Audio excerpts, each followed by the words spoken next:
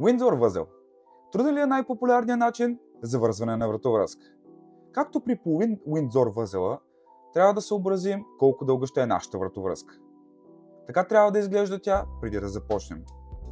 Първата стъпка е да прехвърлим широкия край на вратовръзката наляво върху тесния и да оставим около 10 см от късия край. С лявата ръка хващаме широкият край и прехвърляме отзад през примката.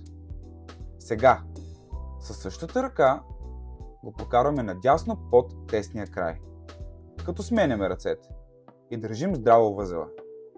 Следващата стъпка е отново да го прекараме през примката, но този път отпред.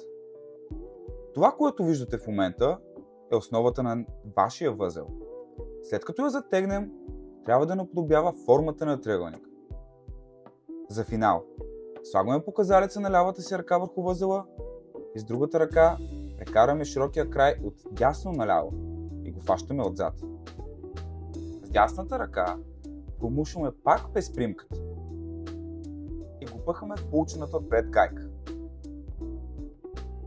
Почти сме готови. Остана само да хванем тънкия край и да придърпаме възела нагоре. Поздрави и запазете това видео, ако ви беше полезно.